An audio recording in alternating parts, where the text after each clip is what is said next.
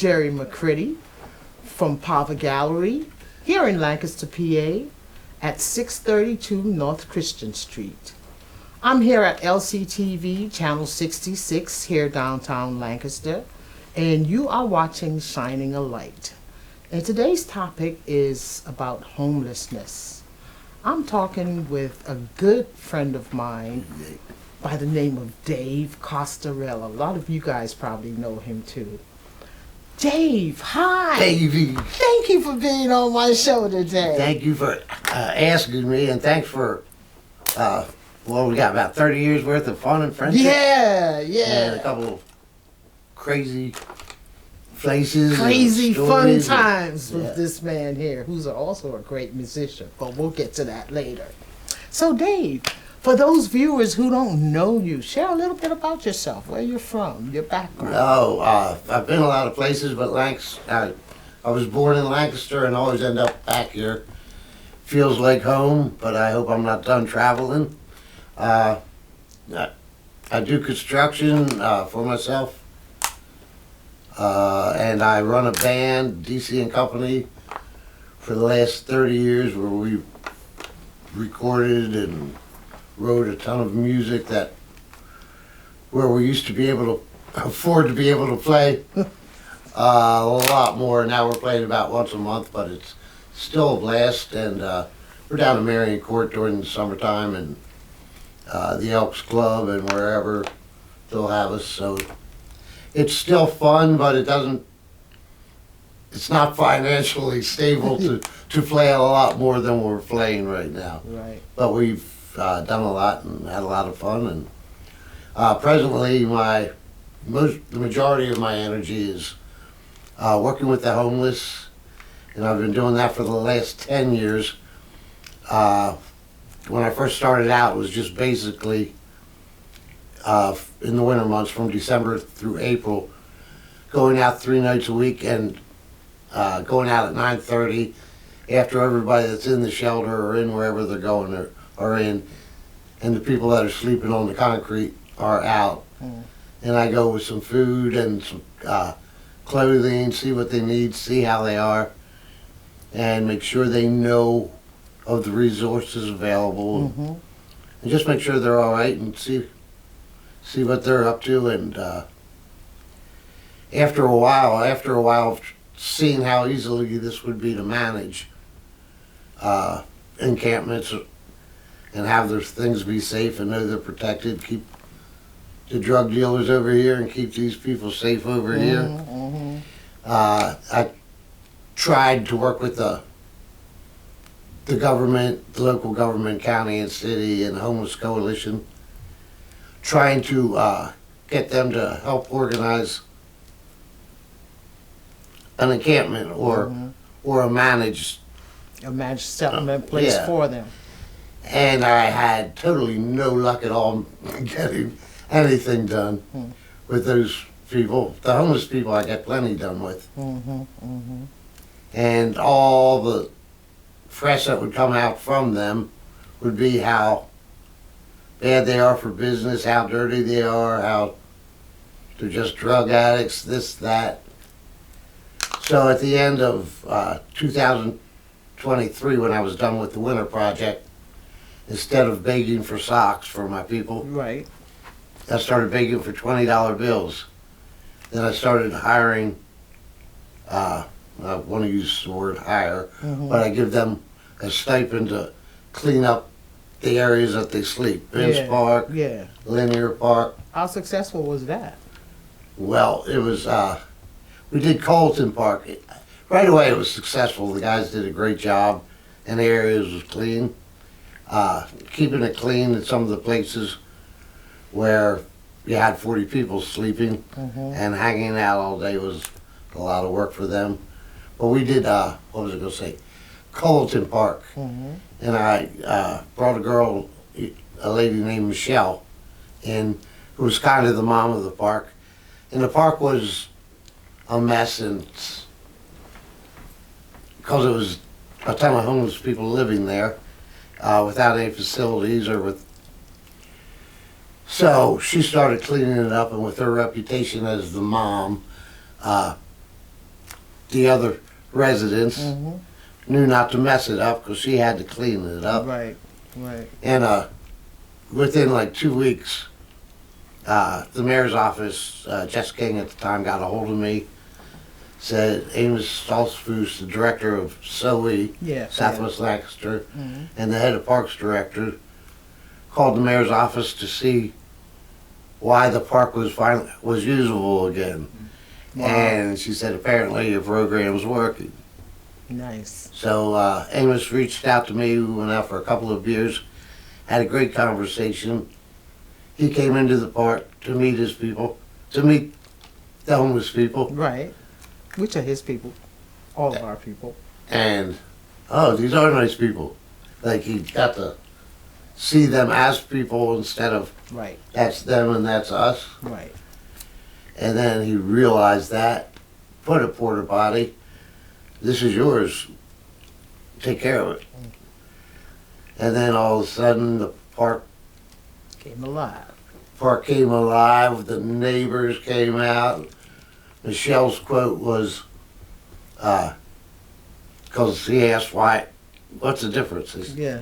you treated us like animals, now we acted like animals. You start to treat us like humans and we're humans again. I like that. Yeah. So that's what happened, and Amos has been working with me ever since and trying to make things better for the homeless. But we're in our second year of asking the local residents around the park Mm-hmm. to be tolerant. I mean, the park should be a park. And there was a million magic things happen. Neighbors were coming down, bringing their kids, bringing their pets. It was one community. They were picking them up, taking them to church in a van every Sunday, Oh, wow. 12 at a time, Yeah. taking them to breakfast afterwards. Yeah. People were coming, taking them for job interviews, and The works. this is Life. without me doing anything. I'm finding about it later. So this is a community that finds out, oh, you can talk to the homeless people. They're not, Mm-hmm. Mm-hmm. they're no different once you have common ground. You're having a bad time on this, and So this is solvable if we all lean in.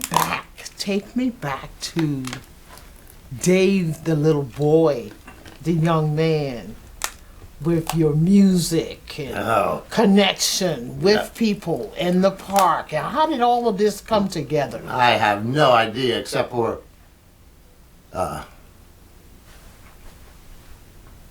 you always see what needs done and you just do it. So you've always been like that. You've always been that kind of a person that you see something that needs done, you go ahead and you do it. Yeah, I mean you develop. If you can. Life develops and you get Yeah. better at it, and spend a lot of. You got a big family, you get Yeah.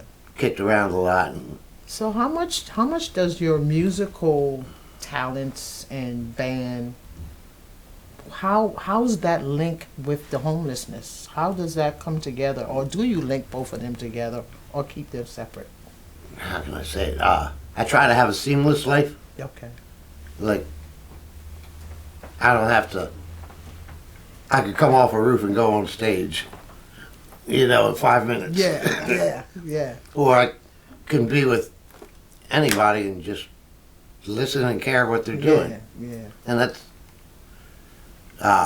music is listening, it's feeling. Everything's, you try to do with a wide open soul. Right. I mean, when you're broke, sometimes work is about making money, but I dislike that. I'm here to solve a problem, and yes, pay me for what I'm doing, but that's not.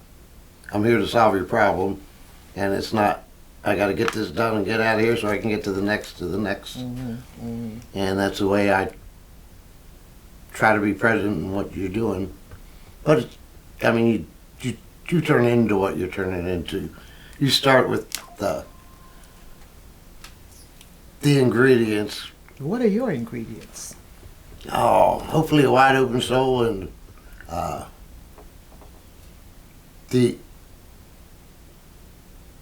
the want not to be the same person as I am now in 10 years. And that's always been the cycle. Nice, nice. What kind of music legends do you listen to? What genres? What inspires you to continue your band? To play all the wonderful music you play? Every time I play, it inspires me to play more. Yeah. Every time there's just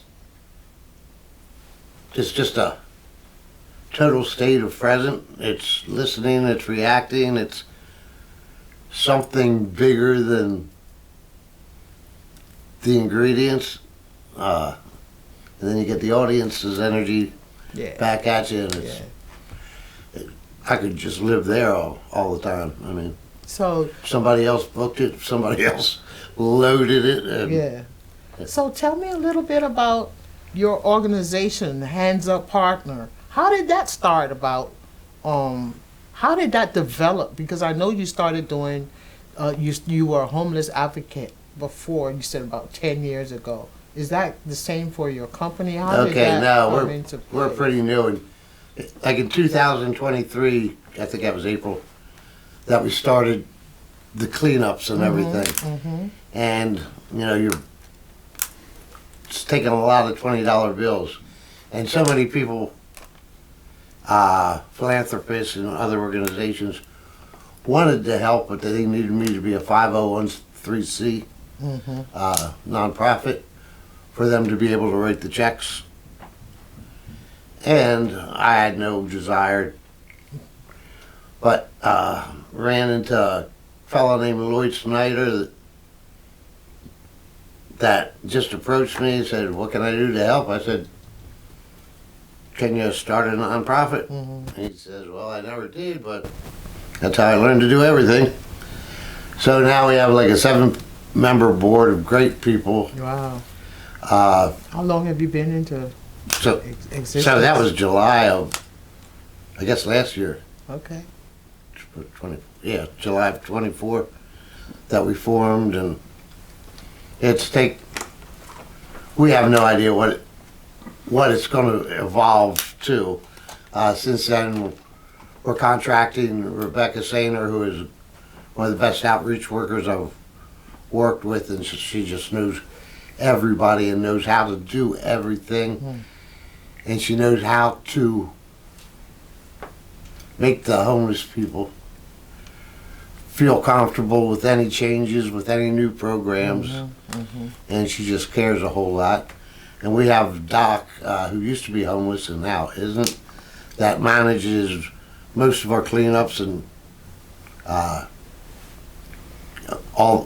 the large percent of the guys that do cleaning areas on a daily basis.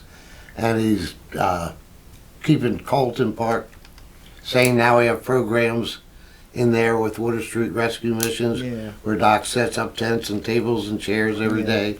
And there'll be either classes or just bingo or something. But something productive and community-like to do. Right. So my whole view of what I'd like Hand Up Partners to be in 2 years is out of business. I'd like to solve homelessness. I'd like to get all the resources in one place and doing the right thing, that we won't be needed. And if they keep doing that, they won't be needed. What are some of your challenges? The biggest ingredient to solving homelessness is that you have to want to. Yeah. And Lancaster City and county government has no intention or inclination to solve homelessness. I've been studying this for 10 years. Why do you think that is? I've been watching them, like the mayor and the county commissioners, and they squabble like they're in this ugly divorce custody battle where the homeless are their children and nobody wants custody.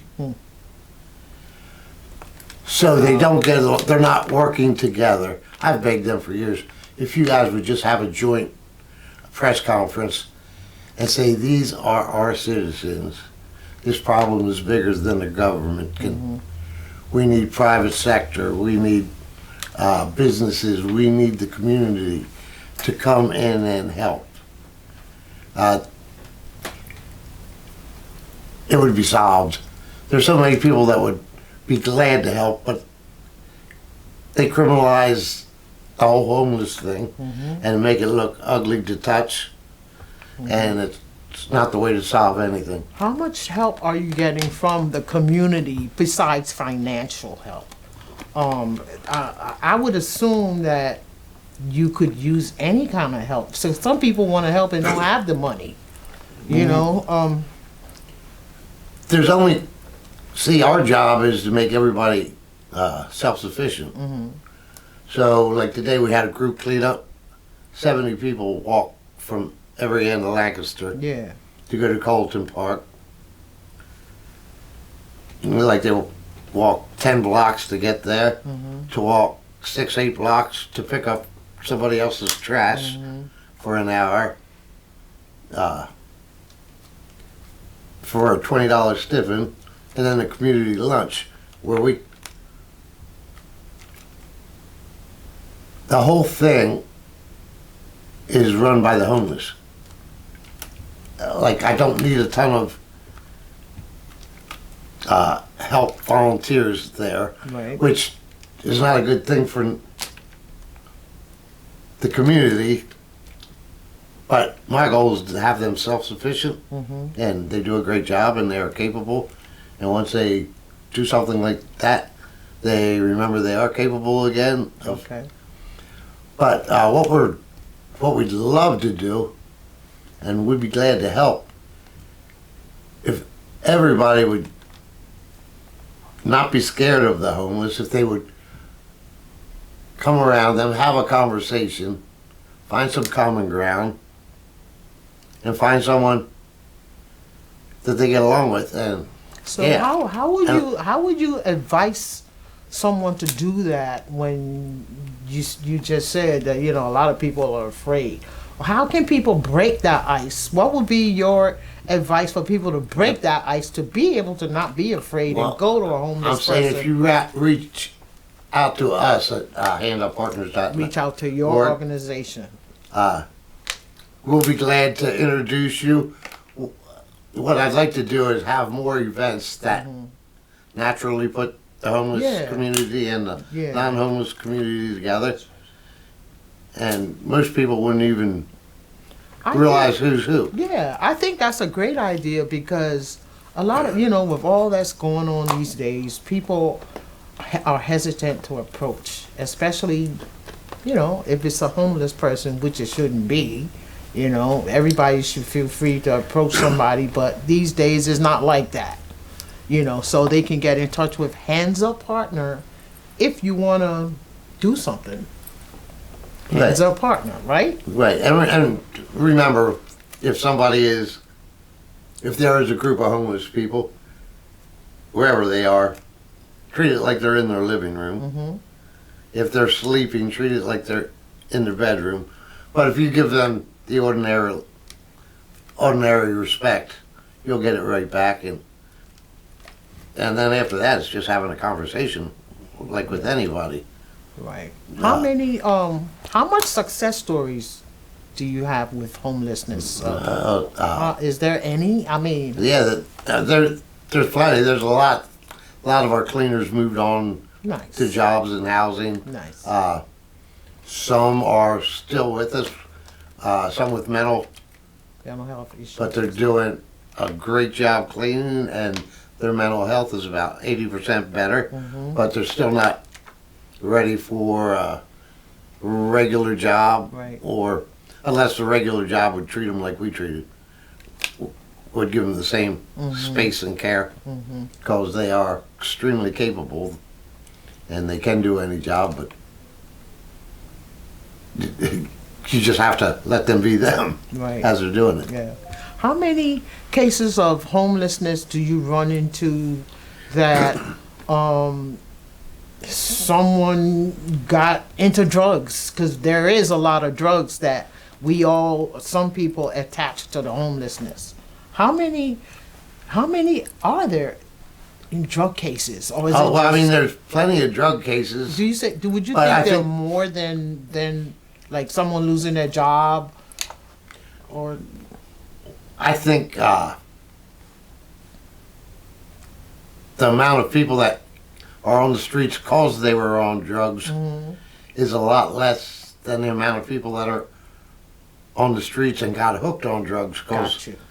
because there's nothing moving forward. There's Yeah. nothing. We can't be there all the time because Right. there's nothing productive to do. Right. And the drug dealers are the best meet and greet people on the street.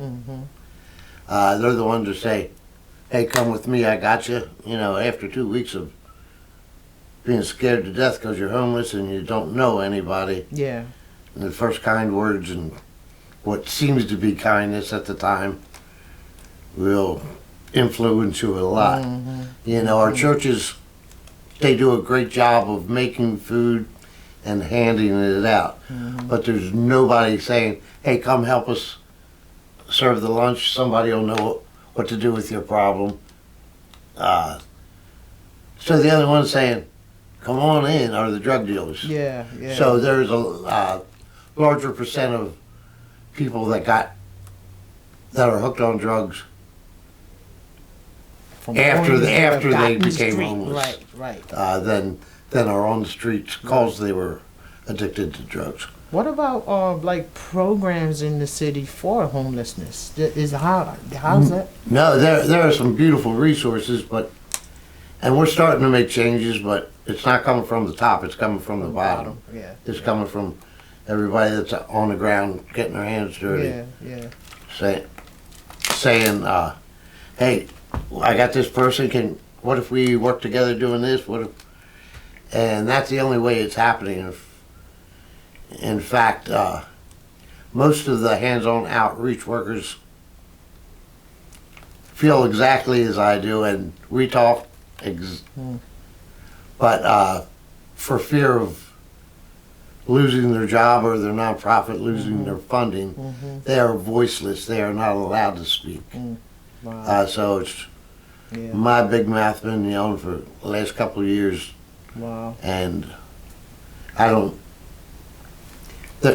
They know if they get fired, they won't be able to supply the help that they do. Yeah. But if we don't solve this,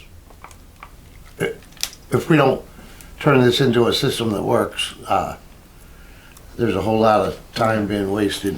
At same effort we're doing could be accomplishing so much more. Well, It we should could go on and on with this because it's such a sensitive topic. But I'm going to just leave it right there. And I'm going to let you go out with a word of inspiration to anybody who wants to do what you're doing. Because it takes a hell of a person to do what you're doing. Run!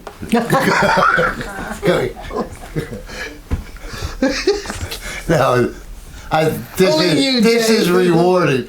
I mean, like I wish that everybody in the administration of the homeless, whether you're the mayor, county commissioner, whether you're on a board of one of these infrastructures, I wish you'd go out, meet a homeless person, get to know them, and then walk with them towards self-sufficiency. And when you do that, not only are you changing this person's life, you're changing your life immensely. And then you're going to go back and know how to administrate correctly so things work efficiently. And case solved. There you have it. Case solved. Go out. Meet a homeless person. Do something good for them. This is your host, Gerri McCritty. You've been watching Shining a Light. And thank you, Dave. Love you, Jerry. Love you too. Yeah.